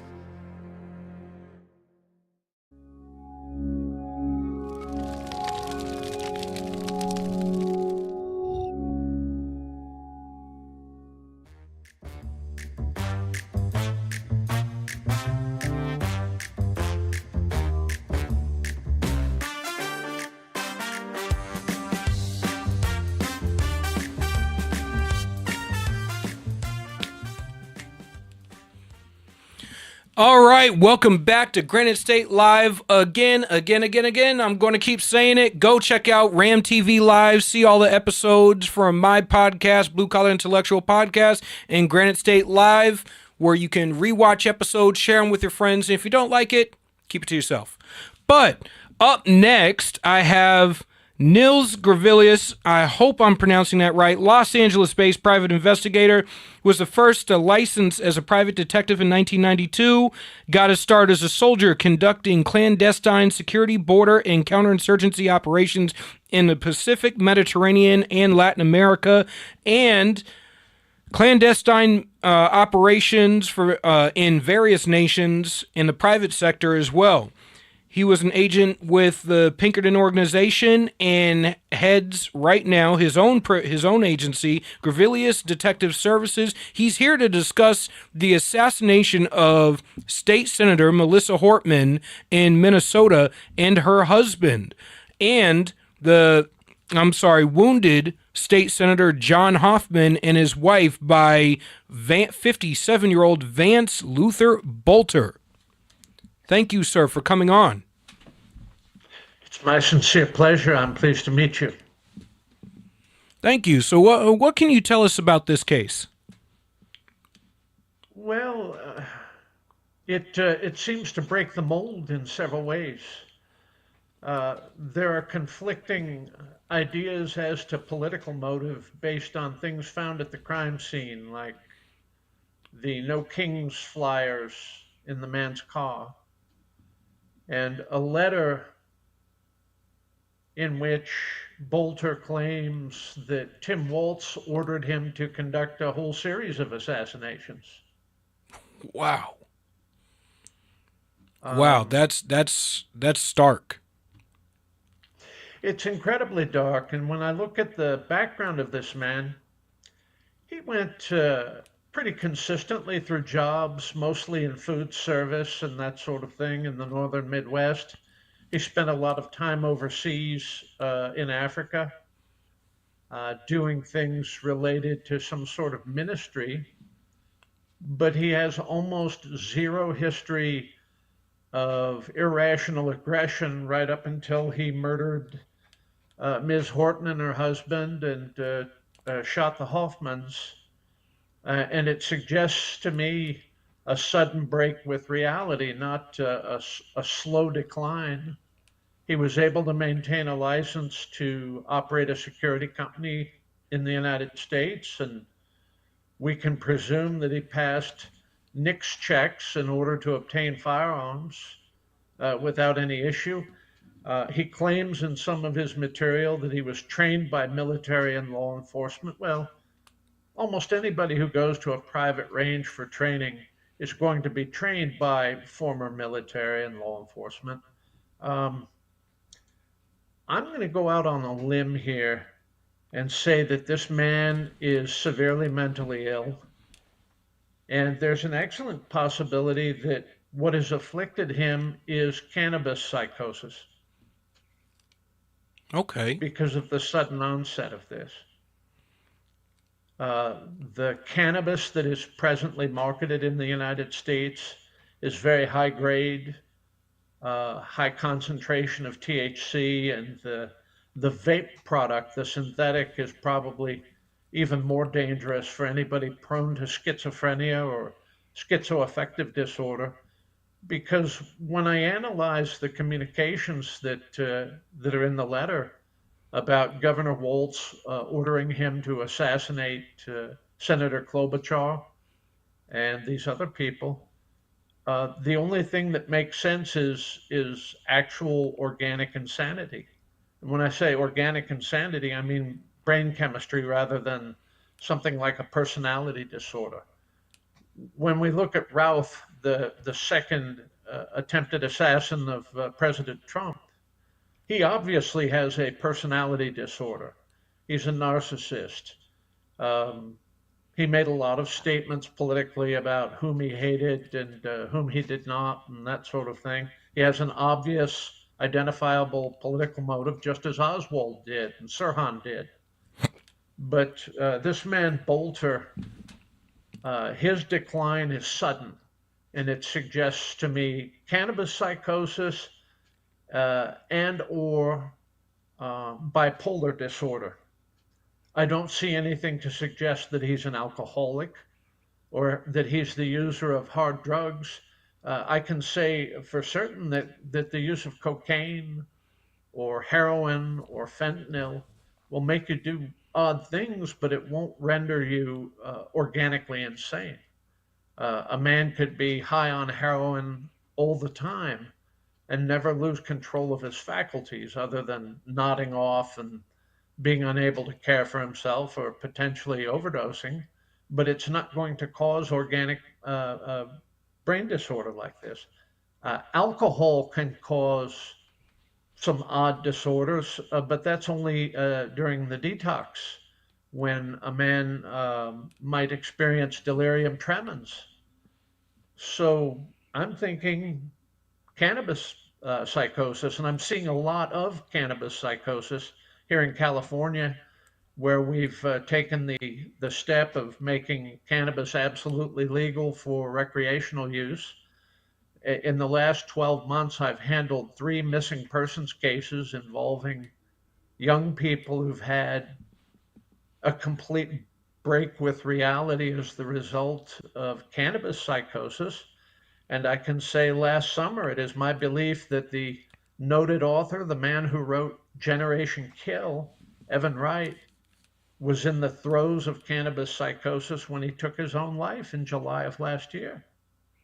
So this has got to be habitual, consistent use of very, very high grade potent cannabis. I know the popular thing with the kids these days is dabs, which is using cannabis oil concentrate, and usually through a form of vaping, or dripping it on top of cannabis that they're smoking, either in a joint or a bowl or a bong, some sort of usage in that manner. But I don't think I've ever seen a cannabis psychosis get to this degree. I mean, I've seen people high before, and most people they get high, and they come down from it, they're normal the same way they were before. The only time I've ever seen any sort of break with reality is people or mood disorders or psychotic disorders relating to cannabis is consistent habitual use over a very long period of time to where it alters your brain chemistry. I would agree with you. I had a case a year and a half ago involving a young lady, a graduate student here in Los Angeles, who was smoking high-grade cannabis and had never had what you would call a substance abuse history, alcoholism, cocaine, any of that, but she was a regular user of cannabis and believed, because it is organic, that it was safe to use. And that's what a lot of the promotional material for recreational cannabis says. And medical cannabis, she wandered off into traffic, left her house, and just she was run over by a car in another county and hospitalized as a Jane Doe. And it took me 2 weeks to find her. Okay. And this was a woman with zero history of this sort of thing, 27 years old. And I can say that once somebody crosses over into paranoid schizophrenia, it can be treated, but they're never not schizophrenic again. Okay. Because I will say I dabbled when I was a teenager, and I can remember back in the day, it was the highest potency you would see of cannabis would be around 40-something%, but the cannabis that's on the market now is upwards of 90% in some cases. So we're talking apples and oranges here. You're talking the strongest form of the substance taken in large quantities, and when you look at no matter what you're drinking or what you're smoking or what you're using in large quantities in very, very high, I want to say high potency forms, can have drastic effects on the mental ability of the individual. But what are some of the markers that you typically see with this type of action of political assassination or paranoid schizophrenics or something like this? Well, there's some indicia that James Hinckley Jr., the man who attempted to assassinate President Reagan, was in a break with reality. I don't know that he had a history of cannabis, but he was definitely psychotic at the time that he attempted to murder President Reagan. And again, that's organic brain chemistry. The best way for me to characterize schizophrenia is in a figurative way. What if the normal man is consistently measuring himself in a mirror, a theoretical mirror in his mind? He's reflecting in that mirror, and maybe he sees something, maybe he doesn't see something, and that sort of thing. Then he starts using high-grade cannabis, and not everybody is prone to this. Please understand. To be schizophrenic, is to have too many mirrors to figuratively reflect in. Too many for the man reflecting to choose which of the reflections is the closest or the truest.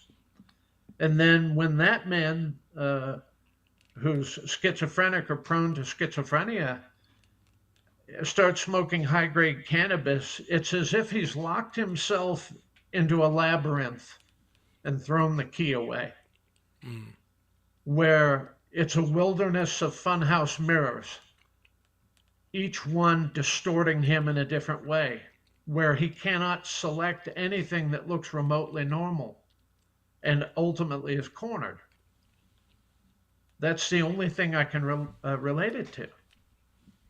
It's not like the psychosis of methamphetamine, where you are inducing a temporary bipolar condition by using methamphetamine, where men and women alike become hypersexual and lose the ability to make good choices with bedmates. When you see these news reports of some attractive and seemingly normal school teacher engaging in a sexual relationship with a 13-year-old boy, almost always it involves bipolar disorder and or methamphetamine. They just completely lose the ability to make a good choice and can't switch it off. Damn, I hadn't explored that. I honestly hadn't explored that. I was actually just digging. I'm in the process of writing an article because this is a growing trend in society right now. The seemingly the attractive female teacher having relationships with young men, and I've explored it from the intersexual dynamics of regardless of the age, men are still typically the person going after the female. So there's, I want to say, less of the stigma on the male part. And of course, as men, we all had that hot teacher when we were in school. So the go-to response that you hear from dads is, well, way to go, son. And there's, of course, a plethora of popular media that, what's the old rock song, Hot for Teacher, right? There's a plethora of media that pushes this idea that the young boy is not a victim. But I hadn't explored the bipolar disorder and methamphetamines and the presence of mental inabilities that the teacher may be going through. I'm definitely going to have to take a look at that.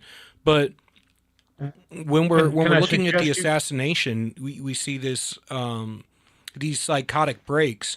Is there an investigation exploring his different claims, or are they writing it off as the ramblings of a madman? I'm going to say the latter. I don't think that anybody is taking this stuff about Governor Walz seriously, nor should they. I don't like Governor Walz. I didn't vote for Governor Walz. But nor do I think that he would order this man Bolter to assassinate anyone. Agreed. He might tell him to go through a rock through somebody's front window, and if Bolter was wearing purple hair and a keffiyeh when he shot some people, there might be other people making T-shirts and celebrating him, raising money for his defense. But like we're seeing with Luigi Mangione. But no, I don't think there's any credibility to the letter that Bolter wrote, which is the best evidence that he has had a sudden break with reality and become deadly. I would be looking at his drug use, alcohol use, if any. I would be analyzing his communications and his communications with his wife and other people, that sort of thing. I don't think that there is a political motive here. I think that he dressed it up as politics because in the context of his mental break, he thought he was on some sort of mission from Governor Walz. I doubt that he wrote this letter as an alibi to try to get off, like Son of Sam Berkowitz created this whole persona that he was paranoid schizophrenic and a dog was talking to him. No, Berkowitz was an MDSO sex killer who was intelligent enough to create his own alibi, wherein he pretends to be, paranoid schizophrenic. There's nothing to it. He completely made up by Berkowitz. I saw the claims and I'm like, look, I'm not a fan of Governor Tim Walz at all, but I think that's outlandish, and I think at worst, the guy probably took offhand comments about disagreements with certain politicians and wrote them into his alternate reality in his head as missions for him to go and execute on his own time. Which is where I always critique people who bring up these issues. Don't delve into the conspiracy theories that, it's the only conspiracy theory that I've even remotely humored is the whole Hillary Clinton thing, where it's like everybody that's about to come out with something bad. Yeah, it's like everyone who's about to come out with some damning information about you and Bill Clinton happens to die in some mysterious manner right before testifying. That just sounds outlandish. But when we're looking at something like this, I think, and more towards the Luigi, I can't say his last name properly, Mangione. Okay, Luigi Mangione. I think the mirror got put up to society at that point, and while I have a disdain for a lot of corporations and big pharma and stuff like that, unfortunately, I saw a lot of people praising his act as something to be lauded, and I don't see how, when they're looking at that case specifically, because I'm sure you have knowledge on it, seeing as you mentioned it, was he going through a psychotic break, or was this just premeditated, planned, this is what I'm going to do, political motivation? It appears to be politically motivated, premeditated murder. And I will point out that he didn't take a shot at anybody who created any of the laws that the man he murdered has to or had to adhere to in providing health insurance coverage in this country. And Mangione was not covered in any way by that man's company. The other thing that was deeply troubling to me was once Mangione was named as the only suspect, there was a lot of material quite suddenly in X and other social media, not just lauding Mangione, but explaining his motive immediately as if they all knew he was going to do it or why he would do it. That's disturbing. It is, and it's the same thing with this Elias Rodriguez character who murdered the two Israeli embassy staff members, heavily involved in politics with an obvious political motive, who thinks he's heroic for what he has done. He shamed his family.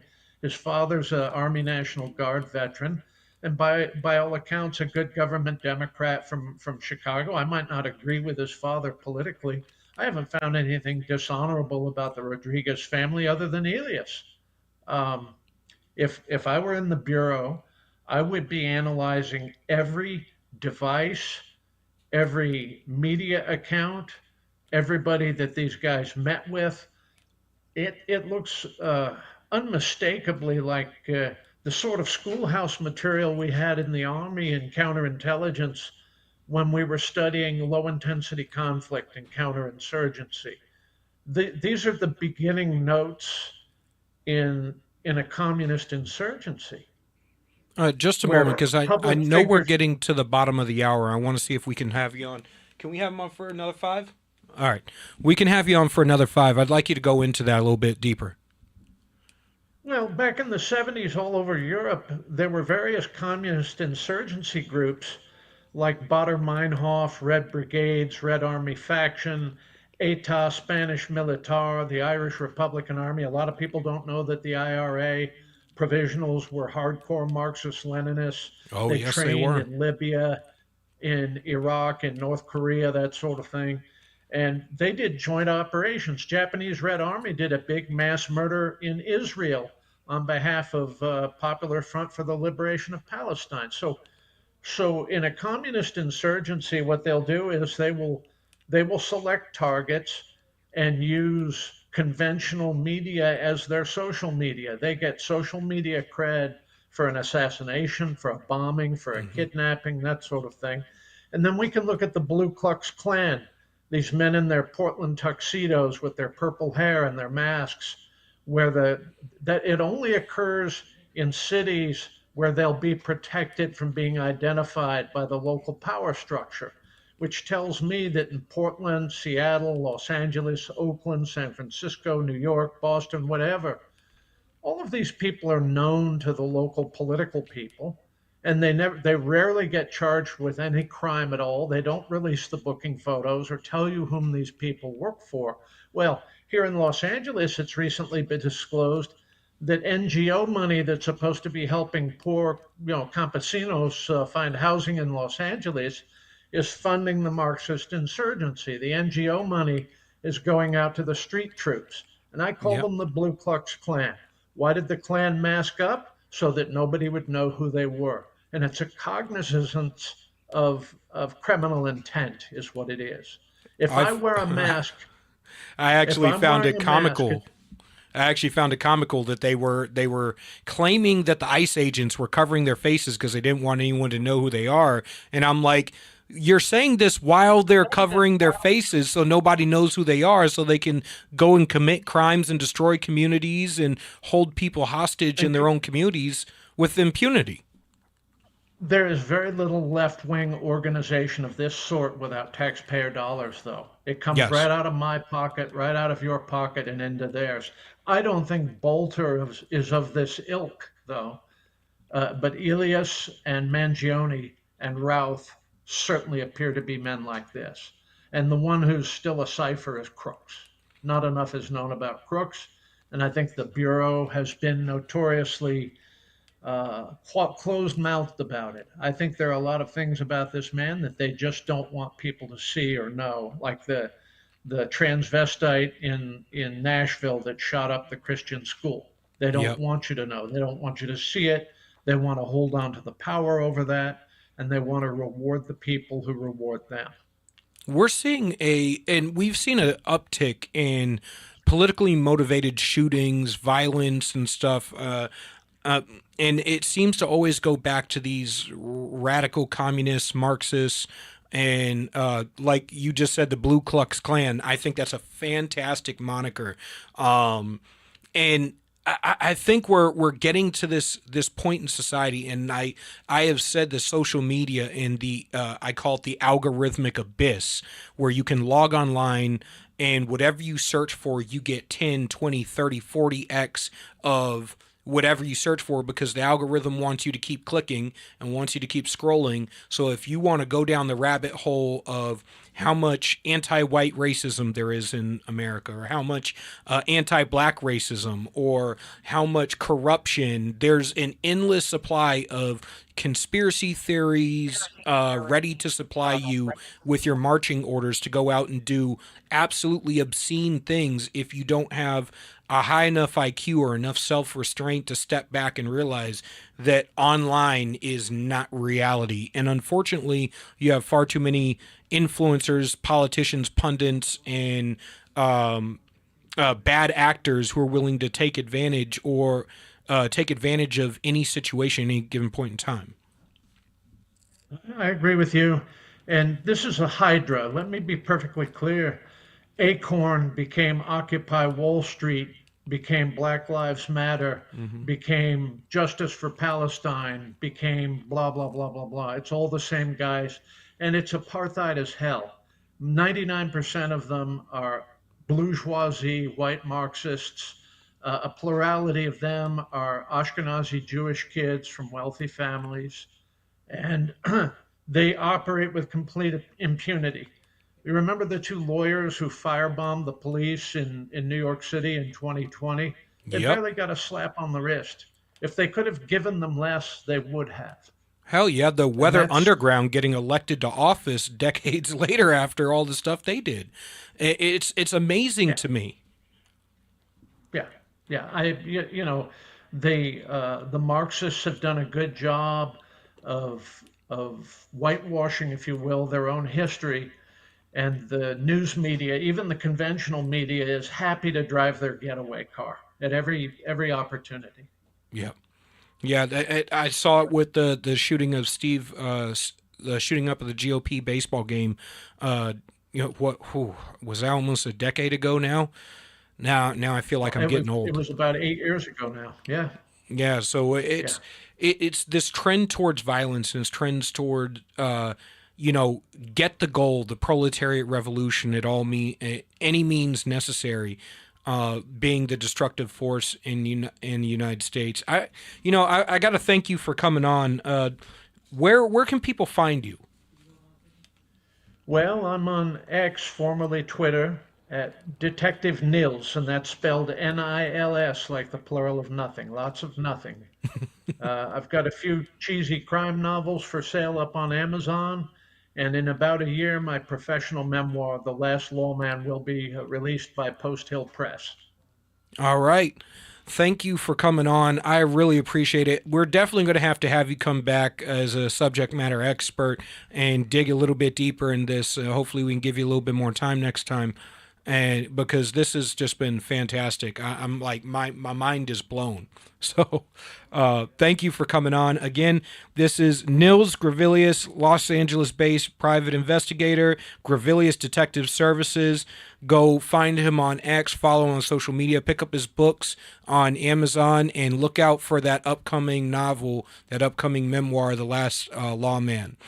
Again, thank you everybody for tuning in to Ram TV Live, Granite State Live for this episode. Next week, Keith Hansen will be back, my co-pilot, my brother from another mother, and we will be going over the latest news here in the United States and here in New Hampshire. Thank you for tuning in. Again, get my podcast, get a copy of my book, United We Stand, A Marines Fight. Get rid of the tumultuous political dialogue out there.